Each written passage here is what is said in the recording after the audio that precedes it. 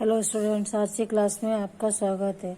शांति के लिए आंदोलन। ऊपर दिए गए सामाजिक आंदोलन जिसमें हमने नियमगिरी और राजस्थान के सूचना के अधिकार अधिनियम की जानकारी से संबंधित दो आंदोलनों के बारे में जानकारी हासिल की थी।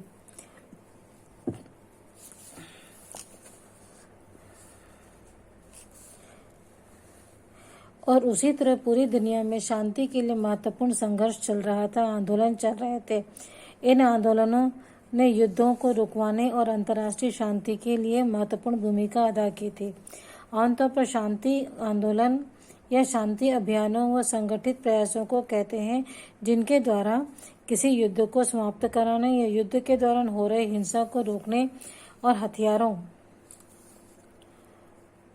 की होड़ को रोकने की कोशिश की जाती है। शांति आंदोलन का अर्थ है का व्यापक लक्ष्य था दुनिया में परमाणु हथियारों जैसे खतरनाक हथियारों पर प्रतिबंध लगवाना और पूरी दुनिया में युद्धों को रुकवाना।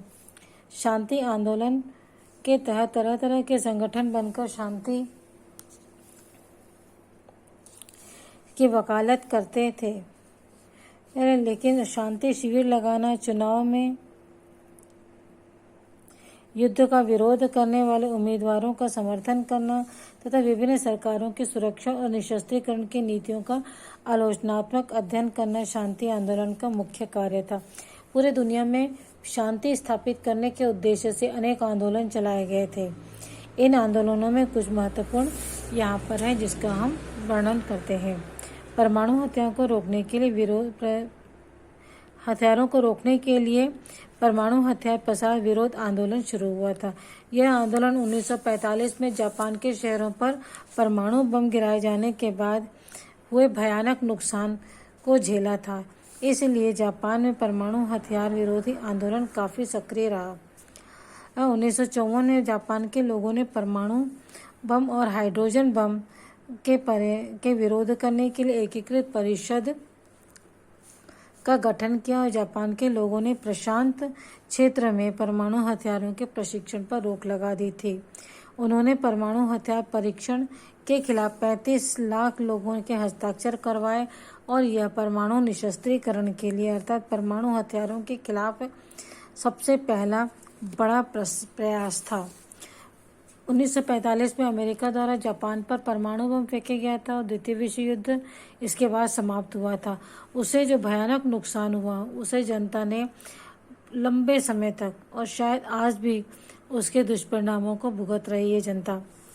इसलिए जापान ने सबसे पहले परमाणु हथियारों को रोकने के लिए प्रयास किया और इस प्रयास में 1954 में जापान के लोगों ने परमाणु बम और हाइड्रोजन बम के खिलाफ आंदोलन शुरू किया था और इन परमाणु हथियारों के परीक्षण के खिलाफ 35 लाख लोगों ने हस्ताक्षर अभियान चलाया और जिसमें परमाणु हथियार परीक्षण के खिलाफ लोगों ने हस्ताक्षर अभियान चलाया और इसमें 35 लाख लोगों ने हस्ताक्षर किए, जो कि परमाणु हथियारों को रोकने के लिए सबसे पहला और बड़ा प्रयास था।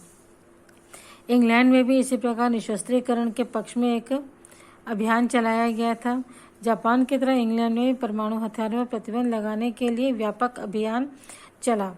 परमाणु हथियार विरोधी अभियान ने लगातार यह मांग उठाई कि इंग्लैंड को भी परमाणु हथियारों के उत्पादन से लेकर किसी भी तरह का प्रयोग का पूरी तरह दूर रहना चाहिए। अभियान ने यह भी मांग की गई कि इंग्लैंड को हर तरह के परमाणु हथियार पर प्रतिबंध लगाना चाहिए।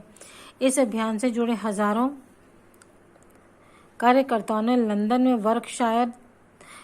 से वर्कशायर तक एल्डर मास्टन यात्रा निकाली। एल्डर मास्टन जो है वर्कशायर में इंग्लैंड का परमाणु प्रतिष्ठान है। एल्डर मास्टन की यात्राएं जो है 60 के दशक में के शुरुआती वर्षों में हुई थी से लगातार जारी रही। इंग्लैंड में भी जनता ने परमाणु हथियारों को रोकने के लिए और प्रतिबंध लगाने के लिए एक व्यापक अभियान चलाया था। परमाणु अभियान लगातार ये मांग उठाई गई कि इंग्लैंड को परमाणु हथियारों के उत्पादन से लेकर के उनके प्रयोग तक से दूर रहना चाहिए। अभियान में यह भी मांग की गई कि इंग्लैंड को हर तरह के परमाणु हथियारों पर प्रतिबंध लगाना चाहिए। इस अभियान से जुड़े हुए हजारों लोगों ने लंदन से लेकर वर्कशायर तक एल्डर मास्टन यात्रा निकाली। एल्डर मास्टन जो है इंग्लैंड का परमाणु वर्कशायर में है, ये परमाणु प्रतिष्ठान है इंग्लैंड का। यहाँ तक की यात्रा निकाली गई, पद यात्रा निकाली गई। और यह सब जो हुआ था 1960 के दशक के पहले वर्षों में हुआ था। प्रसिद्ध दार्शनिक थे बर्ट्रैंड रसेल। इसके बारे में आपने पाठ 1 संसाधन और विकास में भी पढ़ा है। इन्होंने अपने पद से इस्तीफा दे दिया और कमेटी ऑफ 100 का गठन किया। इस समूह ने इंग्लैंड में परमाणु प्रतिष्ठानों के सामने लगातार धरने देने का काम शुरू किया गया। और रसेल का कहना था कि धरने पर बैठना इसलिए ज़रूरी है क्योंकि इंग्लैंड के समाचार पत्र जो है परमाणु हथियारों के अभियान के प्रति उदासीन है। उदासीन का अर्थ यहाँ पर है कि परमाणु हथियारों के लिए जो अभियान चलाए जा रहे हैं उनमें इनका अर्थात इन समाचार पत्रों का कोई भी लगाव नहीं है। इस कारण वो उनकी ओर ध्यान नहीं देते हैं। शीघ्र ही बड़ी संख्या में लोगों ने कमेटी ऑफ 100 की सदस्यता ग्रहण की और लोगों लगातार प्रतिष्ठानों पर धरने पर बैठने लगे। और लोग जो थे लगातार प्रतिष्ठानों के सामने धरने पर बैठने लगे थे।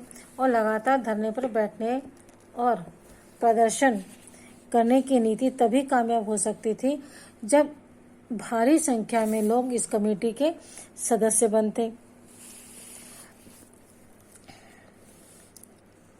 लगातार धरने पर बैठने और प्रदर्शन करने की नीति तभी कामयाब हो सकती थी जब भारी संख्या में इनमें प्रदर्शनों में लोग शामिल होते। इसमें पुलिस प्रदर्शनकारियों के बीच हिंसक दमन और गिरफ्तारियां तथा अन्य अत्याचारों ने इस समूह के लोगों के समर्थकों की गिनती को काफी कम कर दिया। रसेल ने 89 वर्ष की उम्र में गिरफ्तारी कर लिया गया। समिति के सदस्य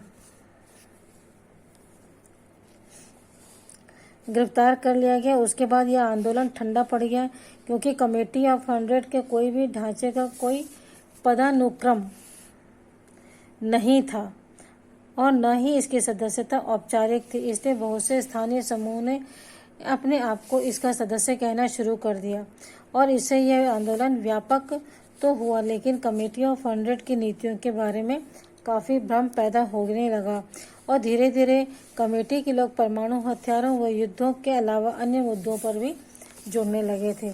कमेटी ऑफ 100 बर्ट्रैंड रसेल द्वारा स्थापित एक संस्था थी जिसका प्रमुख कार्य था परमाणु प्रतिष्ठानों के सामने धरने देना।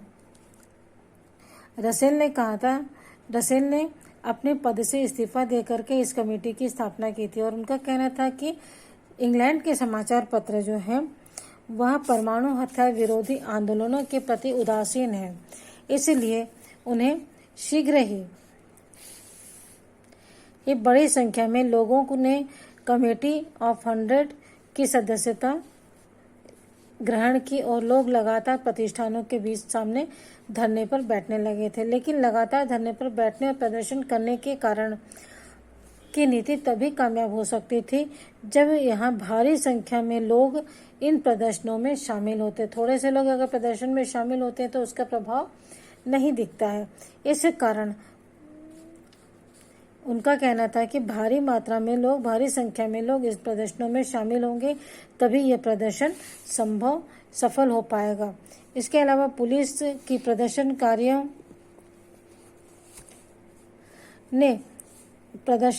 पर किए जाने वाले हिंसक दमन और गिरफ्तारियां तथा अन्य अत्याचारों ने इस समूह के लोगों को समर्थकों की गिनती में कमी आने लगी, क्योंकि यहाँ पर लोग जो थे इस संस्था से जुड़े हुए लोगों के साथ पुलिस वालों ने हिंसक कार्यवाहियां की, जिससे कि इस संस्था के सदस्यों में कमी आई और रसेल ने 89 वर्ष की उम्र में अपनी गिरफ्तारी दी। उनके गिरफ्तार कर देने के बाद यहाँ पर इस संस्था का कोई भी पदेन अधिकारी नहीं था, क्योंकि कमेटी ऑफ 100 का ढांचे में कोई पदानुक्रम नहीं था कि इस गिरफ्तारी के बाद या इस व्यक्ति के चले जाने के बाद कोई दूसरा उस पर पद पर बैठे। इस प्रकार कोई पदानुक्रम नहीं था और न ही उसकी सदस्यता औपचारिक थी।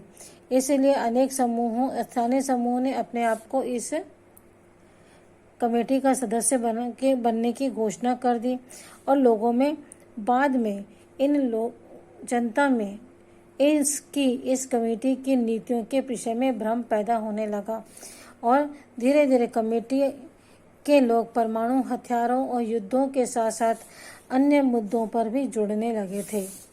इस प्रकार कमेटी ऑफ 100, जो शुरू में सफलतापूर्वक परमाणु निशस्त्रीकरण के लिए कार्य कर रही थी, बर्ट्रैंड रसल की गिरफ्तारी के बाद यह संस्था जो है ठंडी पड़ गई और इसके सदस्यों ने अपने मुख्य मुद्दों के साथ साथ अन्य मुद्दों पर भी जुड़ने लगे थे। तो बच्चों, इस वीडियो में इतना ही। अगले वीडियो में हम इसके आगे देखेंगे। Okay, bye.